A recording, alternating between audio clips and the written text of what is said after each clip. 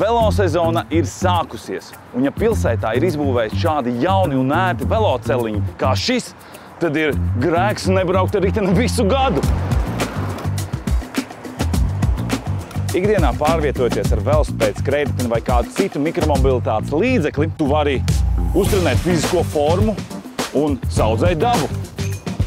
Vai esi pamanījis, ka Latvijā veloceliņu kļūst ar vien vairāk? 5 Rīgas un Pierīgas pašvaldībās veloceliņu izbūve tiks īstenota ar Atvesaļošanas fonda finansējumu.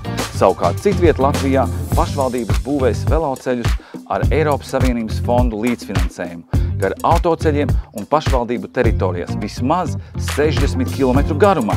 Drīz varēsi ar riteni ērti aizmīties, piemēram, no Rīgas līdz Ulbrukai vai no Ķekavas līdz Rīgai un izbraukāt Latvijas pilsētas krustu šķērsus. Tālvēl, kā braukt ar velosipēdu tā, lai būtu droši pašam un arī apkārtējiem? Vispirms ievērot principu, esi redzams.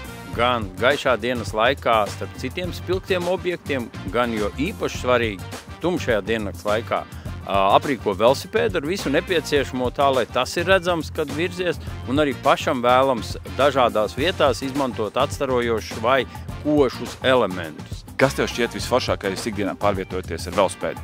Dinamisms, ātrums, tas, ka es varu iekonomēt uz autostāvvietām un arī laika iekonomēt uz stāvvietas atrašanu auto. Ko tu teiktu citiem, lai iedvesmotu viņus biežāk sēsties uz velosipēdu? Man ir pāris draugi, kuriem es gribētu iedvesmot un kurus esmu mēģinājis iedvesmot, un es esmu atradis veidu drīzāk vienkārši viņiem izbraukt personīgi kaut kādu mazo aplīti, un tajā brīdī, kad viņi saprot to, ka nav tik slikti, ka ritenis tomēr nemet tevi nost, un tu vari tiešām pārvietoties tur, kur tev nepieciešams, tad nevajag baidīties, un jā, atrast draugu, ar ko iziet laukā vienkārši sākotnēji kaut vai.